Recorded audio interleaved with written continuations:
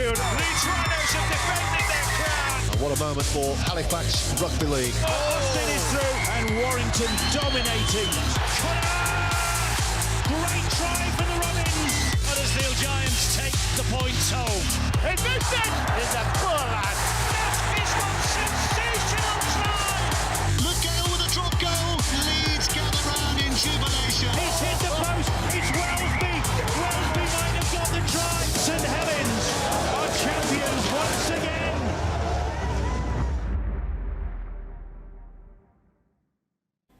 Now then, hope you're all well. We've got to the last round before the playoffs. I'm delighted to welcome to the studio Adrian Morley and from the Daily Mirror, Gareth Walker. And after the season we've had, I'm delighted to say we've got to the last round. Yeah, absolutely. That's a big deal for the sport, I think, at different points, as it was last year as well. And, you know, the players and coaches and everyone involved deserve a lot of credit for that, because I think there's stuff that goes on behind the scenes in squads that even us, the media, don't hear about in terms of what players are doing to get out there and the minimal preparation they've had for games. So massive credit to everybody involved, and they're still producing some fantastic action, aren't they? Because let's be honest, it's been a very, very difficult year, hasn't it? Yeah, very difficult, very disruptive, as we knew it would be if you looked at the results and what went on last year. So I echo what Gareth said. It's fantastic that we have had so many games on. It's been some absolutely incredible games. Magic Weekend was certainly my favourite by a long way this year. That Saturday was superb. Best. 2 games to go on point. Yeah, absolutely outstanding. And we've got the excitement of the playoffs, who's going to play where, and you know, we had the Challenge Cup, and then we're going to have the grand final next month. So everything to play for, really. It's been a fantastic year. So it's the last round, and you don't actually need a calculator. The permutations are quite simple. And Gareth, it starts obviously on Thursday night with Castleford versus Warrington, and it's quite simple. Castleford have got to win to stay and get in the playoffs. Yeah, massive game for them now, isn't it? And you know, the squads have been released today, and Warrington have named a strong one, haven't they? So any thoughts that they might be resting star players for the following week have kind of gone. So that's a big challenge in front of Castleford, but an exciting one, isn't it? You know, they've shown in the second half of the season since Wembley that they can get up for these games and beat the best teams. Went and won at St Helens, didn't they? And if Paul McShane plays, we're still not sure whether he will or not, then they've got to be a shout. He'd be a huge loss, wouldn't he, for Cass? Yeah, definitely. I think they've lost Oliver Holmes, haven't they, this week, but got Liam Watts back, so there's kind of 1-for-1 in the pack. But McShane's the man that makes them tick, isn't there? If there's one player in the whole competition that is integral to his team, it's probably Paul McShane. So his presence or not could be crucial to the outcome of that. And if Cass win, and of course it is a big if, but they are odds on around 4-7, then Leeds and Hull KR shoot out on Friday night for the final spot. But if Cass lose, it'll be Leeds versus Hull KR playing for 5th or 6th on Friday night. And who would have thought it? At the beginning of the season, obviously, we've got Darryl Powell playing his new club for a place in the playoffs. Yeah, it's crazy the way that situation's panned out, but I think, you know, I agree. Castleford have been fantastic the last couple of months, making that Challenge Cup final. The form was very, very poor up until that. They had a right dig in the final, and then since then they've gone on a bit of a roll. Dropped off slightly last week, but to be one game away from the playoffs after how they started the season, I think it's a fantastic achievement. I'd love to be at Weldon Road on Thursday night. I think the atmosphere will be absolutely incredible. So it's just for Castleford. It's a playoff come a week early, really, so it's sudden death for Castleford. You can understand why Warrington have put a real strong side out. You know, they want to go into the playoffs in good vein of form, but I can't pick a winner. I think you said Castleford are favourites, but yeah. I think it's flip of a coin, that one, but it's going to be a great game. I can't wait. And if they win on Thursday night, they play Warrington the following Friday, but aren't they Halliwell Jones in the proper playoff? Well, that could set down a marker then, couldn't it, I guess, if Castleford do manage to win. Warrington's interesting, I think, isn't it? Because I think, you know, with the Williams-Widdop combination, that's new this year. They didn't have a pre-season to work together. You know, I think they had some COVID issues when Williams first arrived that meant they couldn't train together. So they'll be using every kind of possibility they've got to build that combination up and get it going for the playoffs. So, you know, we're expecting a full-strength Warrington team. Like Adrian said, a fantastic atmosphere. It should be an absolute cracker. And just regardless of the result on Thursday, I just want to mention Hull KR, you know, for having gone from last year bottom or second from bottom to be in a position now where they can make the playoffs, and whoever wins on Thursday, if they win on Friday, they're in the playoffs, and what a great transition. And Tony Smith going to his old club. Exactly, yeah. So there's so many subplots to these lot. Exactly, all these little subplots to fill the newspapers. I think he's done great. You know, just to get them where they are. They are decimated by injuries at the moment, and Ryan Hall, he's a huge blow. Huge blow. He's a world-class winger. So they are up against it, but as I say, I want to just give them a shout out and say they've done fantastically well. And more injury news out of Hull KR as well, isn't there? Yeah, just before we've come on, we believe that Greg Minikin's done his ACL, which obviously has an impact for Warrington next year as well, which is where he's heading. But in the immediate, it's a big blow for Hull KR as well, especially with Hall out as well. So they are definite blows, but Tony Smith and the way he plays can find ways to win, can't he, when perhaps other coaches don't. So he can, and you know, we just need, from a neutral point of view, we just need Castleford to win on Thursday, don't we? And that makes Friday's game another playoff, another game of jeopardy, really. Well, we wish Greg Minikin a very, very speedy recovery. You mentioned they find ways to win. Well, he found a way to win on Saturday night against Castleford.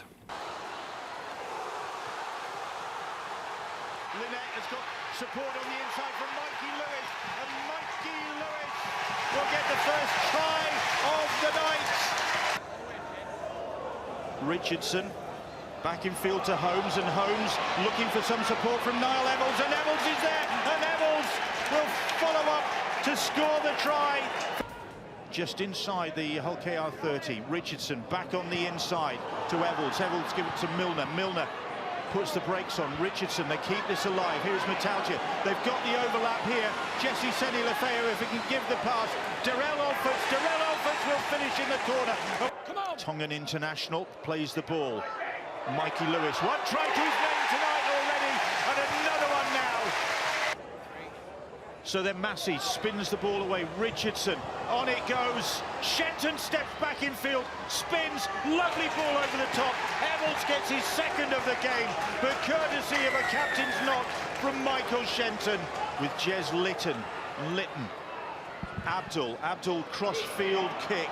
Sean Kenny-Dowell challenging for it, he got there. The ball then drops up, and it's Parcell who's on the end of it. Now then, what's referee James Charles going to give here? He has been surrounded by players. Sean Kenny-Dowell is down there, Peter Metalja is down there. It's surely going to go to video ref Chris Kendall to decide how this ball ended up in Hull KR. No, he's awarded the try. Well, the answer could be a try here. No, that's good defence. Is it? Is it? Now then, is James Charles going to go to the video ref for this one? Yes, he is. Just confirm the ground in, please. Or is that the big red machine that gets over then? Kane Linnetts. That was clearly a try. And it's given Hull Kingston Rovers the leads in this rip-roaring game. Well done to Hull KR coming out victors.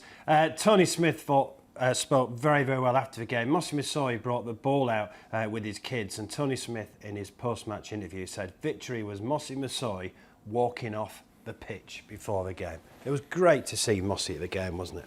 yeah, fantastic after such a tragic situation with the accident that he's had. It seems to have created so many positives, you know, beyond rugby league even, that he's been inspirational in the way he's come back from that. And his smile, isn't it, when he steps out onto the field, everybody says, look at that smile. After everything that he's been through, him and his family, he continues to inspire people, and he got the reception that he fully deserves, isn't he? Yeah, you could see the players that were physically, you know, really emotional, and you know, Tony Smith said in his interview, he's just an inspirational guy, you know, how he's fought back from catastrophic injury to even be walking again, and you know, just inspiring the club, and he's going back, but he's done such a great job there. He's going to be sorely missed at the Hull KR. Yeah, well done to Mossy Masoi. Real inspirational story, and going back to Australia. It was a big victory for Hull KR. Look, if Cass win on Thursday night, which the odds would suggest, then it's a shootout between Leeds and Hull KR. Hull KR will be going into this thinking we can do this, even though it is at Leeds. Yeah, absolutely. I mean, whatever happens, they've been one of the success stories of the season, as Moz has said before. They put a lot into that derby, didn't they, and came out on the wrong side of it and then lost a couple of games. You wonder whether they just faltered and stumbled at the final hurdles. And then they picked themselves up again, and what a fantastic result on on Saturday night. I like Mikey Lewis. I think he's a really exciting young player to watch. Loves taking the line on, not afraid of asking questions of defenders, and his performance against Leeds could be crucial to the outcome. And if you look at Leeds, your old club, Moz, all right, I know Saints were excellent. Alex Walmsley superb on Friday night, but Leeds at times look very out of sorts, I thought, on Friday night. Yeah, they do. They've been, like Warrington, very inconsistent. You know, one week great, 1 week poor, and they did look out of sorts, very much so. And Saints were great, particularly Alex Walmsley, but they did look way off the pace. And if they're going to play like that in the playoffs, you know, they're going to be in for a bit of a torrid time, really. But I think last home game at Headingley Stadium, I think that they've got a big game in it. It's going to be a great game. Hull KR on the other hand, no matter what happens about this weekend's results, I think they're going to be miles better for the experience this year. I think they could be contenders next year to finish even higher when they get all the busted bodies back. But I think I'd go for Leeds on Friday, just in a tight one. And it's an ex-Leeds man who's been doing a great job at Hull KR, isn't it? Danny Maguire. Yes. Helping out and doing your recruitment. I spoke with Danny during the week. I played a game with him last Wednesday, and he's loving it because last year he was on like the commercial side and, you know, doing a bit of recruitment and this, that, and they didn't really know what his role was. But now Tony said he wants him as assistant, and he's absolutely loved it. And he said if you can't learn from someone like Tony Smith, you can't learn from anyone. And he's been enjoying it. Tony's been testing him and challenging him and giving him a bit of leeway, and he's absolutely loved it. So really pleased that it's going well for Danny, and it's showing on the performances. You know, they've got a great combination there, Tony and Danny. So yeah, they'll be looking forward to next year already. Well, it was an historic weekend in the south of France with the Catalan Dragons lifting the League Leaders' Shield for the first time. They got beat by Huddersfield and made quite a few changes, mind, but we can see the presentation. What does this mean for the game, Gareth? Well, for French Rugby League in particular, it's hugely significant. I think the game over there is on a real high at the moment. Chucking Toulouse, yeah. Yeah, you throw Toulouse in as well as a potential promotion team this year. But, you know, just a word for what Steve McNamara has done there. When he came in, it was only a matter of weeks really after they were in the £1 million game at Leigh, you know, and that result goes another way. Who knows what happens to Catalans and who knows what happens to Leigh. Since then, they've won the Challenge Cup. They've now found that consistency that everybody seemed to think you could never have for Catalans. And they've got a shot at the big one, the grand final, so he deserves an immense amount of credit. And it's a £1 million game to a possible grand final in a very short space of time as well, isn't it? Absolutely, yeah. You know, there's a lot of the players still there from that game, and the good thing for me as well is the number of French youngsters that have pushed through this year, especially. Steve spoke about that when he got there. That was going to be a big priority, and you do hear coaches say that quite a lot. But it clearly has been a proper focus to get more young French Rugby League players playing in Super League. They've achieved that alongside finishing top of the pile, so it's just a great story all around this year. Yeah, totally agree. And as a Rugby League fan, I want the French national team and the French domestic competition to be as strong as it can. When we have a strong French team, you know, that's more of a competition for the English team, the Welsh team, the Irish and Scottish team. So I think it's fantastic, great for the sport, and if we can get another team in, I think it's great. If we could have an all-French derby, you know, I think that would be absolutely fantastic for the Super League. And obviously we knew they've now got a home semi. I think it's nearly a sellout. It's going to be on the 30th of September. They're going to play Wigan, Hull KR, Leeds. And, well, it's always been a tough place to go, but they've added the consistency as well, haven't they? You wouldn't fancy a semi-final away at the Catalans, would you? No, and the week off gives them that extra time to prepare for that game as well, haven't they? So that, you know, they can put a lot of focus into that match for 2 weeks. So it will be a daunting challenge. You know, teams have gone over there and won this year, haven't they? Warrington won over there earlier this season. But that's a big challenge for anybody, and Catalans are in the box seat, and they deserve to be on that consistency. And as a Rugby League journalist, what does it mean for Rugby League if, and look, they've got a semi-final, they've got to win that yet. You know, there will be short price favourites for that semi-final, wherever they play. But if the Catalans get to the grand final, what does that mean for Rugby League? Well, we saw it with Wembley a bit. I think it's just the almost novelty element of it. You know, the fact that a team from outside England is winning. Is it easier for your sports to, you know, get more coverage in the sports desk game with it, Catalan? Yeah, they love any stories like that are a bit out of the norm because it appeals to people outside of the sport. So we're not just writing, you know, when you write for a national newspaper, you're not just writing for Rugby League fans, you're going to a bigger audience, and somebody anywhere in the country can pick it up and say, you know, wow, this team in the south of France has come over here and beaten all the top English names that they might know, being a casual fan. So it does make it easier in that sense, definitely. It's just a good sporting story, isn't it? You know, they've had their own adversity with COVID and stuff they have to go through that other teams don't on a fortnightly basis. So it's an interesting story, and a former England coach there, and you've got a genuine star player in Sam Tompkins. I think he'll get Man of Steel, in my opinion. But I think he's looking favourite, isn't he? He's had an absolutely incredible year. He's back to his best, you know, before he left these shores to go and play in the NRL. I think he's back to that form. He's been outstanding. Don't you think a few people as well, on the back of that comeback win at Magic, if they do get to the grand final, and it is an if, you know, we'll think, come on, let's go watch the Catalans in the grand final. Because that was such a good comeback at Magic. Yeah, I don't see why not. I mean, I think people just go to the grand final regardless who's in the final, just because it's an event and the Rugby League fans, and they go watch it anyway. So I know the game at Wembley a few years ago, the crowd was down, the Rugby League wasn't happy because the French obviously don't bring a great deal of personnel over, but I don't think that will be the case in the grand final. It's just they're just going to get the tickets before they know who's in the final, a lot of them, and then they'll just go. And it's the two best teams in the competition, which, you know, Catalans are one of them. They should really be there. And you know, I think as a neutral, I think there'll be a lot of closet Catalans fans going for the Frenchies. Well, you will be if they play Saints, won't you? Well, yeah, I don't know about that. Look, without upsetting Warrington, Wigan and the others, Catalans and the Saints have been the best two teams this year, haven't they? Yeah, I mean, you look at the table, absolutely, you know, and you know, they've been the most consistent teams. They deserve to be where they are. But you know, it's playoffs time, isn't it? I've just finished reading Rob Burrow's book today, actually, and going through all those Leeds teams that came in at fifth and weren't quite hitting the straps. So while they probably do deserve to do it, that doesn't mean it's going to happen, does it? And you know, one of those teams can find a run now. I think it'd be well, Wigan always come good at this time of year, don't they? And they finally, you know, stopped the rot and had a good win against Hull. Well, I think it'd be great for another team to win it, you know, apart from your Wigans, your Saints, your Leeds, you know, look, it'd be great to see Catalans and Warrington there, you know, two teams, and whoever would win that would be a new name on the trophy. But all to play for, and there's all ifs and whats, and I can't wait. Well, let's just go through the results from the weekend. So Lee only got their second win of the season against Wakefield. I mentioned it. Look at that. Wigan 10, Hull 0. What has happened to Hull? Lost 8 of the last 9, and they started so well under Brett Hodgson. They did. They started fantastic, and people were talking about them as being contenders this year, and they just dropped off after 6 or 7 games, and they've not found that form again, and it is a bit of a worry. You know, they've got the squad there. They've had the squad there for a number of years, actually, without actually getting the results. So I think Brett Hodgson will be scratching his head, really, because he had a great form at the start of the year, and you know, only he can turn it round and find out what was wrong. So I'm not sure whether they're bringing any new players in or what. So, but if they can replicate what they did have, as I say, they were fantastic. Wigan needed that, didn't they?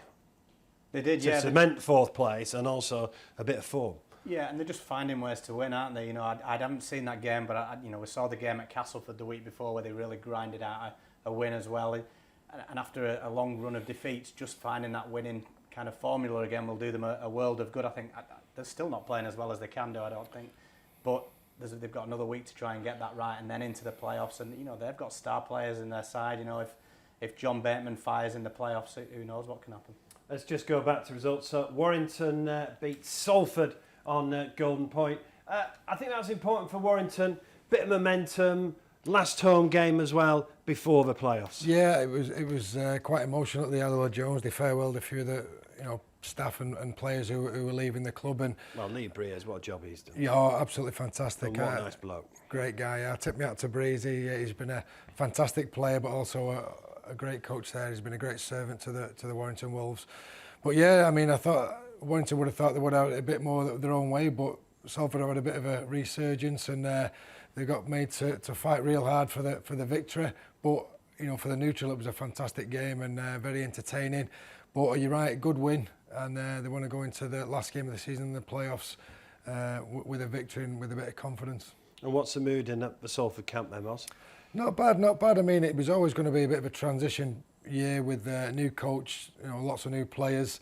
And I think it's took Rich Marshall a while to find his feet and, you know, to find his coaching style and the players to really work him out as well. But I think over the last 4 or 5 weeks, I think we've seen some really great Salford performances, and you know, it's been probably a disappointment for the seasons they've had in the last 3 or 4 years. It's been a disappointment. However, you know, where they are coming together now, I think they'll be better for it next year. And yeah, I'm looking for Salford to be a lot more consistent, a lot more competing, a lot more. Yeah. Huddersfield won at Catalan. They did make a lot of changes. They played a lot of young French kids as well, which was great to see. We've spoken about Hull KR beating Cass, and St Helens beat Leeds 46. But a quick word on Lee. It's been a difficult season for them, only their second win of the campaign. Yeah, credit to that group of players though for sticking together and getting another win. I guess they could have put their cue on the rack weeks ago, couldn't they? And there was a bit of off-field criticism of the group before the game as well, which might have contributed to the performance. You're never sure, are you? But you know, at least they have stuck together, and you know, they've not thrown the towel in. And, you know, with Huddersfield winning and Salford pushing Warrington close, those teams at the bottom, with supposedly nothing to play for, have kind of helped keep the integrity of the competition and make games entertaining for people to watch by performing right to the last round of the season. Good win for Huddersfield. Ian Watson will obviously be thinking ahead of the next campaign. Yeah, definitely. He's lost Aidan Caesar, but he'll be looking to do better next year, won't he? Yeah, definitely. It's similar to Salford, I think, there, isn't it? Where they've fallen below what they would like to have done this year, but they should be better for it next year. He spoke a lot, Ian, didn't he, about putting systems in place, and it wouldn't be an overnight thing at Huddersfield, and they need to change the way they approach certain things. So this year will have helped that. Next year it will be, you know, more or less totally his squad. He'll have had a year with them, and you would expect them to improve as well. Right, let's have a look at this weekend's fixtures. It's the final round we have got there. Well done to everyone, not just the players, but all the staff as well, all the stewards, everyone who's got us to this position as well, all the journalists who cover this game with such passion as well. Really do appreciate it as a sponsor. We've got to the final round. Now there's only 2 games to look at. It's Castleford versus Warrington on Thursday night. If Cass win, they are in the playoffs. Then on Friday, it's Leeds versus Hull KR. If Cass lose, Leeds Hull KR will be playing for who finishes 5th and 6th. If Cass win, it's a shootout between Leeds and Hull KR for the final spot. Right then, what are you going to be writing on Thursday night, Gareth? What are you going to be writing on Friday night? Well, the other journalists will be upset if I mention the words golden point with either, because that's the nightmare scenario for us in night matches. But you can't rule it out. Great for us to watch that. Yeah, it is, isn't it? You know, and it is exciting for us as well, as annoying as rewrites are within a couple of minutes. You can't rule it out with either game, can you? I think if Paul McShane plays, I just fancy Cass on Thursday night. Only just, I think. Friday, I think it's even more difficult to call, just with those couple of Hull KR injuries. I thought they were on that bit of a roll and would have fancied them. You know, Minikin and Hall are losses out wide for them, so that could be a golden point game. Yeah, I think the fact that Castleford are at home, Darryl Powell's last home game, so I think the atmosphere will be incredible, and I think the players will want to do it for Darryl. So Warrington, they want to win, but it's not essential they do win, so that could play into their minds as well. So I'll go Castleford, close victory. And then on the Friday, I just think the injury list there at Hull KR will be a little bit too much. And again, Headingley when it's full is a really, really tough proposition. So I'll go for a Cass win and a Leeds win. Right. Well, we know the top 4, that will not change. It's for Catalan, St Helens 2nd, Warrington 3rd, Wigan 4th. So Wigan will be at home on Thursday the 23rd. Warrington will be at home on Friday the 24th. And if Cass win on Thursday night, it will be Darryl Powell going to his new club in the playoffs. So basically, it's 3 teams going for 2 places: Castleford, Leeds and Hull KR. Right, so we will know who is in the playoffs on Friday night. And if it goes to golden point, it could be about 10:30 when we finally know who's in the playoffs. Right, when we get to the playoffs, obviously the Catalans and St Helens have a huge advantage. We've got the week off, we've got the home semi-finals. Can anyone upset the Catalans and St Helens? I still think Warrington, if they can put 2 or 3 performances together and really click there, it's their year, is it? Team. I'll bring him in. But with the Williams and Widdop thing, you know, if that works, they can beat anybody, can't they? The personnel they've got elsewhere on the field. So I think they're the most dangerous team outside the top 2. As a final former Warrington captain, can you do it? Yeah, I mean, Because you'd probably be looking at a semi-final against Saints, wouldn't you? Yeah, I did choose them at the start of the year and say, you know, it's Warrington's year, we make a joke of it. But when they have played well, you know, when they have got it right together, they've been the best team in the competition. You know, they beat Saints, they beat Catalans away. They can beat anyone on the day, but it's just finding that consistency. And with the playoffs coming up and, you know, it's jeopardy, there's everything to play for. There's no reason with the squad they've got, they can't really go all the way. 1 and 2 are favourites to make the grand final, let's be fair, but Warrington could upset the apple cart. I mean, they'd have the home playoff first against Hull, KR, Leeds or Cass, and then there would be away at St Helens. Now, they've chucked in a couple of awful ones in the playoffs in recent years, but they've been at home.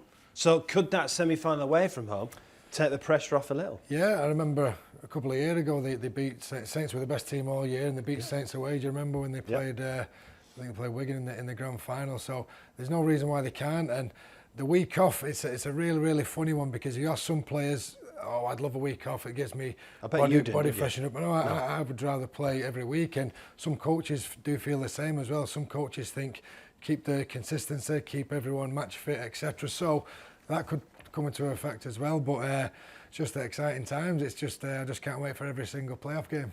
Talk me out of a Saints Catalans grand final then. Well, it's just Warrington for me there. You know, maybe Wigan could come good. I think the bottom 2 teams that they'll have been playing playoff rugby for a week before as well. Can they build some momentum or will they be tired? There's a few questions to be asked still. I think Warrington could make the grand final, so I think that might upset you. Catalan Saints thing, but I think it is going to be exciting. I think there's going to be a lot of games there that are difficult to call. You know, COVID and every team has dealt with injury situations. You never fully know which squad you're going to get every week. That'll all play a factor as well. I just hope we get some terrific games to end the season on a real high. No, it won't upset me. After the year we've had, I just want some great games. And, you know, for me, I mentioned it earlier on, Magic Weekend is just lit up the season. Because let's be honest, some of the games, you know, it's no one's fault, but it's just lit up the season now, isn't it? And now we've got jeopardy, which is what we want. That Saturday night was just sensational, wasn't it? To go from that one game to the next, the 2 golden point. Anybody flicking over the TV channel who had any interest in sport would have been captivated by what unfolded. And I think that gave the whole sport a lift as well. You know, the crowd was probably a bit bigger than people had feared. You know, Rugby League fans got up there, supported the event in numbers, and it's shown that there's an appetite for the end of this season. You know, there's no World Cup now, is there? So the big Rugby League games between now and the end of the year are going to play out over the next 3 weeks. Yeah, talking about big Rugby League games, there is the wheelchair grand final on Sunday, and it's live on Sky as well, which is fantastic. It's Leeds versus the Leyland Warriors. So watch the Betfred wheelchair grand final on Sunday, live on Sky, 3:15. Make sure you watch out on Sky on Sunday. Congratulations to the Barrow Raiders. They have won League One and they have gained promotion to the Championship. Most of the players have collected their medals, now working their way into the middle of the field. These things there, I mean, you say when you play rugby at any level, Dan, you make friends for life, you know, and at any level, when you're winning things like this, especially at this level, when the pressure's even greater, you know, these things, this is what they'll remember for years to come. Club's captain Jared Stack, 2 tries this afternoon, collects a trophy from Ralph Rimmer, walks over to his teammates, lifts the trophy aloft. Barrow Raiders, Betfred League One champions for 2021.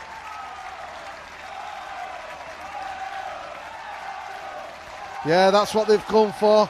That's what the fans have come for today, to see this trophy be lifted. That's what the players have started out for at the start of the season, with this in mind. They wanted to make sure that they raid that trophy at the end of the season and get themselves back into Championship rugby. Well done to the Barrow Raiders. And we've got the playoffs in League One to look forward to. We've got the playoffs in the Championship to look forward to as well. And we've got the culmination of the Betfred Women's Super League season as well. And I mentioned it earlier, don't forget the wheelchair grand final on Sunday at 3:15. I think we forget what a huge heartland of Rugby League Cumbria is. Yeah, it's brilliant. Well done, Barrow. Absolutely, yeah. I mean, and the title race has kind of been them and Workington jostling in positions all season. The League One playoffs is a bit of a sensitive subject for a Rochdale lad. They've just missed out, but you know, some of the other clubs in there have been terrific. Barrow especially, I've got a load of time for Paul Crary.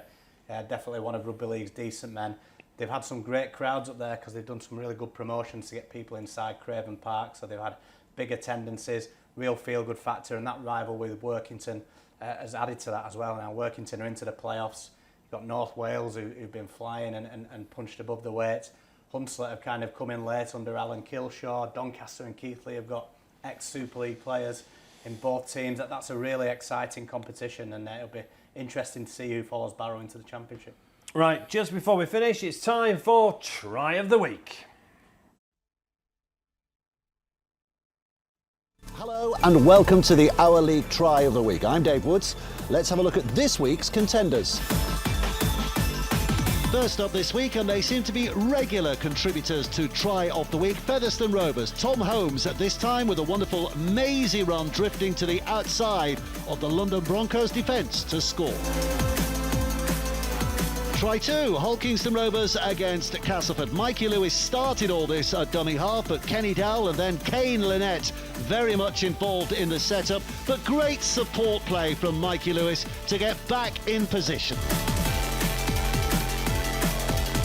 Try 3, but it's the other side that score this time. Castleford and Daryl Alforts, the man on the end of this wonderful team effort from Castleford, keeping that ball alive until they exploit that width on the right-hand side. Even then, Ryan Hall's chasing, but Alforts gets there to score.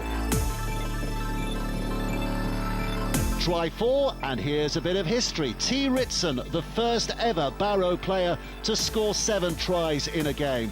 At the start of it, Carl Foster with that wonderful set-up play. There's help also coming from Hakim Maludi, but it is Ritson, the star of the day, taking it to the top of the League One scoring charts. Try 5, Wigan against Leeds in the women's playoffs. It's the Leeds team that score here. Orla McCallion with a wonderful break, and the outstanding Fran Goldthorpe, one of a brace of tries for her in this match.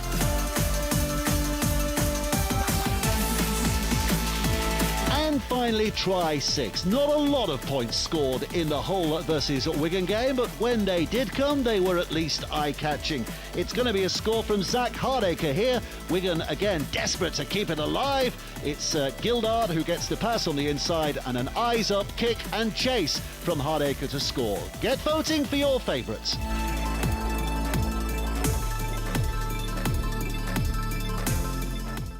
Yeah, get voting right. Run out of time. Fellas, really enjoyed being in your company. Right then, 2 out of 3. Which 2 are going to make the playoffs? I think Castleford and Leeds. I'm going to go Castleford and Hull KR, one last Rovers win. We should have 2 fantastic games this weekend in the Betfred Super League. And whether you're going or watching on the sofa, enjoy the Rugby League. Whether it's the Betfred Super League, the Championship, League One, or the Wheelchair Grand Final. Don't forget that, 3:15 live on Sky. Good luck to everyone this weekend.